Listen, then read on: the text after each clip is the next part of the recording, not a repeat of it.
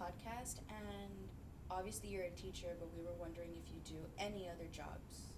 Like a part-time or something. A podcast, huh?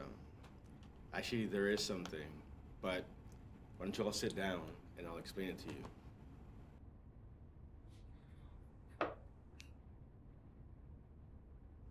Sir, we're gonna set up the cameras, okay? So you all want to know what I do for a living besides teaching? So you've all heard of an internet troll? That's what I do. A what? So I have businesses that pay me, and nobody really knows this, right? It's not top secret or anything, but people pay me to do this. What an internet troll does is they go online, and so let me give you all an example.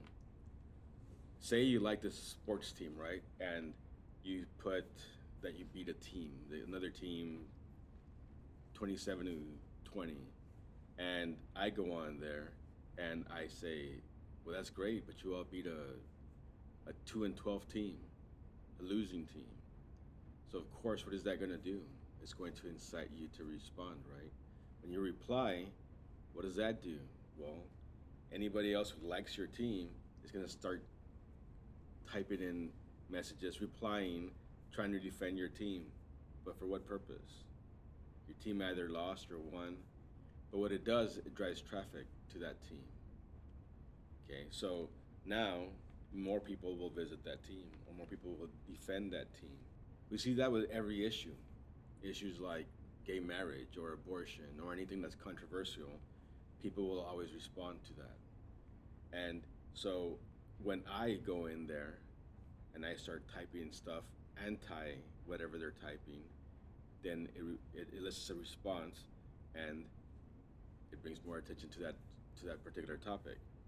For example, top 10 lists, right? If you say, who's the GOAT? Is it Jordan or is it LeBron? If somebody says it's LeBron, I'm going to go in there and type that it's Jordan and give a bunch of reasons why it's Jordan. So then, of course, the person who likes LeBron is going to go in there and defend, right? Top 10 list, who is the best pitchers in Major League, or who is the best quarterback, or who's the best anything, who's the best band of the 80s. If you ever look at those lists on Facebook or any social media, there's always a laughing emoji as a reaction. That's usually me. So what I do is I use different names so that people don't know that it's me, right? Mind you, I'm not the only troll that goes on there that's being paid. There's a whole bunch of us. There's a whole network of us that do that. And we all know each other's names, though. So that's how it works. So I'll give you another example. Politics, right? Politics is a hot button issue today. And so if you like a certain candidate for, say, president, if you are voting for a particular candidate and you want to endorse that candidate, I'm going to go in there and tell you why that candidate is the worst candidate there is. And vice versa, right? Doesn't matter who the candidate is. I don't care who it is. I don't care who you're talking about or what you're talking about. I'm going to go in there and be a troll so that I know that you are going to reply to it and other people are going to reply to it. And that is how I get paid. So what's the point of reacting or replying to a troll? There is no point, right? Because it's not like I'm going to change my mind or anybody else is going to change their mind. And I'm not trying to change their minds either. I'm just trying to bring attention to whatever issue it is that you're talking about. So that's how I get paid. And I make quite a bit of money. So whenever you get online, don't believe everything you see online, because it's usually probably most likely me putting that information on there. So I hope that answered your question.